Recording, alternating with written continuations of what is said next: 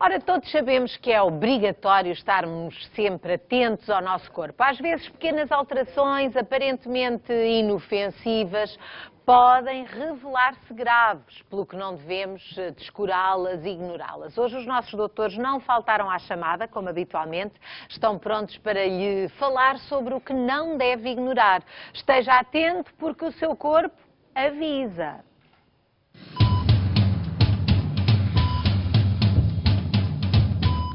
Recebam com um forte aplauso os doutores do Boa Tarde.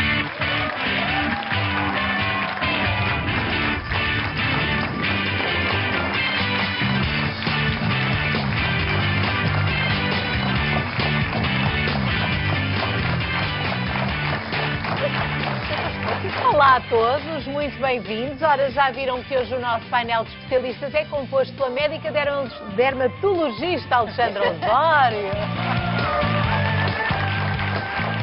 A ver se eu não tropeço nas palavras, também cá está o clínico geral de Pedro Lopes.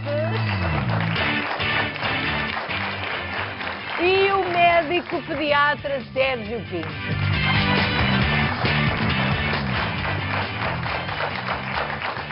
E antes de darmos início à nossa habitual consulta, eu quero convidar os nossos doutores a comentarem uma notícia que provavelmente toda a gente viu, diz respeito aos hospitais portugueses e àquilo que se passa lá. Ora, dizem os números, com estudos que foram feitos, que Portugal tem quase o dobro da média europeia de infecções hospitalares. E estas infecções estão presentes em 25% das mortes ocorridas no país, ou seja, um quarto dessas mortes estão relacionadas com estas infecções. São números, à partida, preocupantes e levaram o Ministério da Saúde a deixar alguns conselhos aos próprios médicos. A reportagem passou nos noticiários da SIC. Se não viu, tem a oportunidade agora de ver ou de rever. É simples, explica o secretário de Estado, adotar medidas que travem o avanço das invisíveis infecções hospitalares. Tais como o cumprimento de normas das quais muitas vezes as minhas colegas, senhora doutoras, se esquecem e insistem, obviamente muito alindadas, mas insistem em ir trabalhar com anéis, pulseiras, alianças, enfim, um conjunto de instrumentos que nós sabemos que são potenciais veículos de transmissão e, por exemplo, a gravata nos cavalheiros, enfim, há todo os estetoscópios que se insiste em transportar por todo lado, as batas com as quais se almoça e janta nos refeitórios e a seguir se vêem doentes, enfim. O problema começa, no entanto, no abuso dos antibióticos, que em Portugal fazem parte do perigoso ciclo vicioso da automedicação, mas também estão vezes demais no receituário médico, dentro e fora dos hospitais. As bactérias são seres muito adaptáveis, que se alteram com muita facilidade e que, modificando-se, vão aumentando a sua capacidade de sobrevivência. A exposição das bactérias a antibióticos aumenta essa capacidade da bactéria se adaptar, se modificar e de se tornar mais resistente. O objetivo comum de doentes e profissionais da saúde deve, portanto, ser, para o Ministério, aumentar a higiene das mãos, despir todos os comportamentos e objetos que transportem infecções hospitalares e evitar os excessos medicamentosos que apenas facilitam a resistência das bactérias aos tratamentos. Ora, doutor Pedro, são recomendações importantes. São muito importantes, embora não sejam efetivamente nada de novo. Estas alterações e sublinhar esta necessidade, não é? A constatação desta realidade fez com que, inclusivamente, alguns países como o Reino Unido, desde há algum tempo, proíbam, criem algumas restrições à utilização, quer de gravatas, quer de outro tipo de acessórios. Porque realmente era aquilo que se ouvia ali nesta peça, não é? Não se vê, as bactérias andam por lá e ninguém as vê. Mas é muito fácil para as pessoas perceberem. Se nós tivermos uma gravata à frente do pescoço, quando nos baixamos para ver um doente, a gravata vai tocar no doente ou na cama do doente. E, portanto, é normal que, se não tivermos o cuidado de deitar a gravata fora, que as bactérias e outro tipo de agentes possam passar para outros doentes. Quer dizer, uma peça de roupa tão inocente, claro, pode mas ter as batas, um os estetoscópios, mas mais importante do que isto foi referido na peça é a questão da higiene das mãos. É muito importante que os colegas tenham o hábito de lavar as mãos e lavá-las com água e sabão durante 2 minutos, esfregar bem, fazer os movimentos, não esquecer do dorso da mão, dos punhos, ou utilizar uma solução antissética, daquelas que são alcoólicas e que ajudam a eliminar alguns germes, e fazer isto de uma forma rotineira antes de observar um doente, depois de observar o doente entre doentes, obviamente, e sempre que tenham contacto com alguma, por exemplo, numa enfermaria, com a cama do próprio doente, porque existem alguns agentes que podem estar depositados nesses objetos com o qual o doente potencialmente infectado possa ter estado em contacto. E, portanto, isto é uma preocupação que vai para além dos alindamentos, como dizia o Sr. Dos alindamentos que a doutora Alexandra, que quer dizer, foi mais dirigida às senhoras doutoras, não é? Que andam mais alindadas. Aliás, como está aqui hoje, nós estamos em meio hospitalar, está à vontade. Mas, doutora Alexandra, além da questão dos objetos que se transportam, isto tem a ver com o facto das bactérias serem cada vez mais resistentes e muitas, de todo o tipo, não é? Exato. Sobretudo pelo uso, claro, abusivo de alguns antibióticos, não é? Porque a população hoje em dia, com esta crise, a pessoa tenta sempre ir trabalhar e não ter absentismo e não faltar ao trabalho e, portanto, tenta tratar muitas vezes infecções virais, pensando que é bacterianas, e pede e exige ao médico antibióticos para resolver rapidamente a situação, e muitas vezes a pessoa toma um antibiótico que não está dirigido, porque não há bactéria nenhuma, há uma infecção viral, que depois desaparece espontaneamente e a pessoa vai adquirindo, os bicharocos que andam no nosso meio, dentro de nós, adquirem algumas resistências. De facto, tudo aquilo que o Secretário de Estado falou, eu concordo de certa maneira. Eu fui cirurgiã e, portanto, não usava nessa altura, e uso muito pouco, anéis e relógios e os brincos, uso sempre brincos muito pequenos, e agora faço dermatologia, quando opero tiro tudo, não é? De facto são veículos de infecção. Mas há coisas mais importantes ainda, que nomeadamente, por exemplo, o estetoscópio, que nós andamos com ele de facto. Nós gostamos tanto de ver os médicos com estetoscópio, isso não é uma grande ideia, não é? Mas a pele também tem as suas defesas e, portanto, não é pela pele que vai entrar uma infecção destas. As bactérias andam pelo ar. E, de facto, eu acho que a higiene das mãos e a higiene de determinadas superfícies é importantíssimo, mas também não devemos exagerar, porque há um certo equilíbrio. As bactérias entram em equilíbrio com o meio ambiente e connosco, e também não devemos nem exagerar muito na higiene, que há muita gente que lava as mãos várias vezes e depois desequilibra a flora natural da pele e outras zonas da pele, como também não se deve usar muitas vezes muitos antibióticos. Eu acho que deve haver nos hospitais um controle rigoroso que existe hospitalar, das infecções hospitalares. Eu não sei quais eram as doenças de base destas pessoas que motivaram a morte, mas muitas vezes é casualidade das duas coisas juntas, já vêm com uma infecção e depois tentamos combater com um antibiótico. O que é certo é que há pessoas que entram com alguns problemas e saem de lá com infecções hospitalares, ou não saem, em quadros que a pessoa está muito debilitada, não é? Portanto, é mesmo para acabar com isso.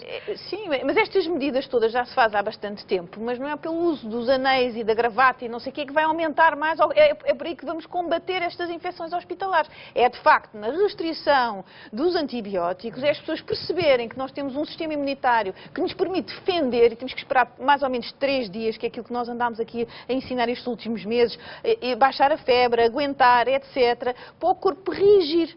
Pronto, para diminuirmos a probabilidade da bactéria tornar-se bastante resistente, não é? Porque senão não temos armas, e isto é um problema de saúde pública no futuro. É mesmo, e os números, Dr. Sérgio, Portugal com infecções, nível de infecções hospitalares acima da média europeia, é uma coisa que deve ser combatida, Eu, não? como médico hospitalar, fico muito incomodado, até porque não tinha esta ideia desta cotação tão má, porque conheço em loco o trabalho de muitas comissões de controle de infecção hospitalar, e estes problemas estão na mente de todos os médicos hospitalares. Não somos nenhum desleixados, médicos, enfermeiros e outros técnicos de saúde estão preocupados com isto, e de facto isto é uma preocupação diária. E esta cotação preocupa-me. Mais importante do que arranjar culpados, parece-me por esta reportagem, e evidenciar a importância de anéis e de gravatas. Acho que é mais importante perceber que uma medida tão simples como lavar as mãos pode diminuir a taxa de infecção hospitalar. E pode diminuir as taxas... Como o Dr. Pedro dizia, não é? Cada vez que se muda de ambiente e de pessoa, Mas lavar as mãos. isto é uma verdade universal, não só em meio hospitalar, como também para a população em geral. Também diminuir a taxa de infecção na comunidade é importante, e esta medida é tão simples, e todos nós, desde crianças, podemos, de facto, ter esta cultura de lavagem das mãos. Aqui, o ênfase deve ser dado, é aqui, lavagem das mãos da forma adequada. Isto é que eu acho que é mais importante. Também há uma coisa que eu, desculpe só referir referir, os hospitais estão cheios de doentes muitas vezes e é impossível. Nós temos um doente aqui, um doente ao lado, encostado ao outro, não é? Mesmo que a gente lave as mãos, etc., aquilo circula, não é? E por mais controle que a gente tenha, de facto, é difícil, não é? Portanto, tem que ser mesmo um combate, pequenas coisas todas podem Todas fazer juntas, a diferença. sim. É isso mesmo que nós percebemos aqui com os nossos doutores. Já agora queríamos ouvi-los sobre estas medidas que já existem, estas indicações. Houve agora mais um aviso perante estes números que de facto não são nada abonatórios para a saúde em Portugal. Portanto, os médicos trabalham é para acabar com estes problemas e não para contribuir para eles, como é de esperar. Ora, vou fazer aqui uma pequena pausa na nossa consulta. Já sabe que hoje vamos falar de avisos que o nosso corpo dá. São avisos, o corpo diz coisas, nós às vezes desvalorizamos, é preciso estarmos atentos.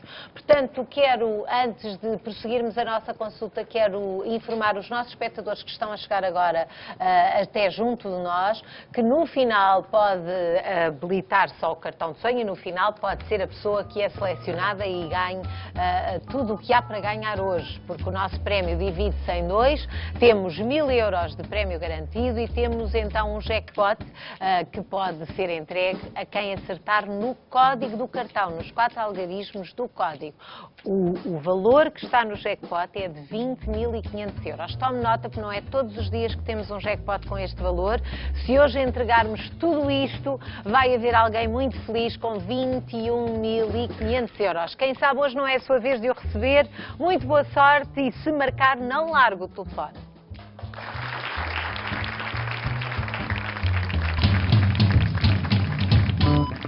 Já a seguir, saiba o que pode estar na origem de cabelo e unhas frágeis e ainda porque é importante observarmos a nossa língua.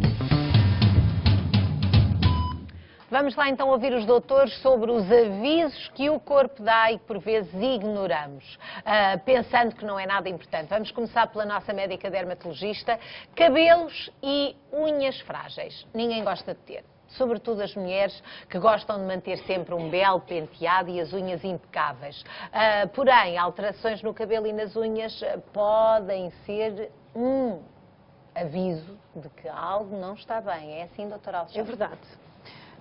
A queda capilar, muitas vezes, se não está associada a uma situação normal que nós associamos de queda normal, que é o pós-parto, ao final de 3 meses pós-parto, ou então aquela queda sazonal que muitas vezes está justificada pela transição entre o calor e o frio. Até agora é uma altura para cair cabelo, não é? Mais ou menos. Sim, mas não é bem. Antigamente nós dizíamos primavera e outono, mas agora as estações estão um bocado misturadas. Então o que eu digo é, quando existe uma grande diferença de temperatura entre o frio e o calor, há queda. Quando há calor e frio, começa a cair o cabelo. Isto é nova regra, que é aquilo que na prática acontece. Porque o clima não nos ajuda muito bem a situar. Exatamente. Não é? Nem o clima ajuda, está cada vez pior. Mas de qualquer forma, para o cabelo, de qualquer forma também, há determinadas situações, nomeadamente, as pessoas não sabem, eu vou ensinar, há determinadas situações, nomeadamente medicamentos, antidepressivos, contra o colesterol, ansiolíticos, hipotensores, portanto para baixar a tensão arterial, que fazem cair o cabelo. Também antiarrítmicos também. Portanto, a queda capilar, se não entrar dentro destas situações, começamos a preocupar. O normal, como vemos aqui, é uma queda de 100, mais ou menos 100 cabelos por dia, que também já é bastante. Temos aqui um cabelo preto e um cabelo castanho, isto é o normal por dia, não é? E, portanto, há esses sinais da queda. Claro que esse é doutora Alexandra, é o normal por dia para quem tem um cabelo mais ou menos dentro dos padrões. Quem tem muito pouco cabelo, isso é mais preocupante, não é? Isto é preocupante, sim. Isto é o normal, mesmo uma pessoa que tenha pouco cabelo, isto é o normal de queda. Porque a pessoa não se apercebe que cada vez que penteia o cabelo, caem cabelos, que se senta aqui ou ali, caem cabelos. E, portanto, não é preciso ficar com o cabelo nas mãos para se perceber. Exato. Que o nós, cabelo ao vai longo cair. da vida, vamos perdendo a densidade capilar. Mas por alterações, carências nutricionais, doenças metabólicas, etc., há uma queda. O que é importante é que nós vamos perdendo a densidade progressivamente e devemos tomar medidas drásticas, mesmo, há tratamentos disponíveis com médicos, para parar realmente a queda, para não irmos diminuindo o volume de cabelo progressivamente ao longo da vida, porque a certa altura já temos pouco, depois já há uma queda normal, sazonal, e ainda ficamos com menos cabelo. Depois há outras situações, por exemplo, outros sinais de alerta. Um cabelo em que está sem brilho, quebradiço, pouco flexível, podemos olhar, a fibra capilar pode ter microfissuras, por carências também nutricionais, por doenças metabólicas. A alimentação pode prejudicar a aparência e a saúde do cabelo. É verdade, a anemia, carência em zinco, em vitamina B e vitamina E, carências em minerais, tudo isto pode contribuir por uma menor elasticidade, flexibilidade, uma menor resistência, e o cabelo fica espigado, com microfissuras, e pode partir com facilidade. Depois, no outro tema que nós falámos, que era as unhas frágeis e quebradiças, também está muitas vezes relacionado. Quando o cabelo está frágil, as unhas também estão frágeis e quebradiças. Tem que se pensar, e Há tanta gente que tem este problema e acha que é de ter estado a lavar a louça com água quente. Também é, não é? também é. Tudo junto senhoras também acham, isto deve ter sido eu ter estado a esfregar uns tachos e fiquei assim. A acção dos detergentes vai fazer com que a unha fique mais quebradiça. Mas, por exemplo, há pessoas que não notam que há determinadas doenças que podem surgir de um dia para o outro, como nomeadamente esta sequência. Uma pessoa sente cansaço fácil, acorda de manhã sem dinamismo, cansada, com ansiedade, depressão, depois aumenta de peso, tem dificuldade em baixar peso, unhas quebradiças, queda de cabelo, tudo isto enquadra-se dentro de pele seca, num quadro de hipotiroidismo. Essas situações pode ser um problema da tiroide que dá esses sinais de alerta tanto para as unhas como para o cabelo. Portanto, é fundamental, quando virem estes sinais, recorrerem, primeiro tomarem uma atitude que é corrigirem carências alimentares e carências, portanto, metabólicas. Para ver se há melhoras ou não, e recorrer ao médico. Depois há determinados truques. Não se deve deixar cair muito o cabelo, perder a densidade capilar, deve-se fazer alguma coisa, deve-se investir de modo a não se perder progressivamente mais cabelo, e há tratamentos para a própria fibra capilar. Nós devemos investir em hidratações intensas no próprio cabelo, que depende se há muitas microfissuras, se o cabelo está pouco flexível, etc. Há tratamentos só para a fibra capilar, não para a raiz, mas para a fibra capilar. Devemos usar pentes largos para pentear, para não haver muita tração, sobretudo num cabelo que tem fragilidade. Devemos evitar usar muitos elásticos, porque também, imagina, um cabelo pouco elástico e pouco flexível parte com muita facilidade. Devemos usar o secador um bocadinho mais para o frio e a uma certa distância.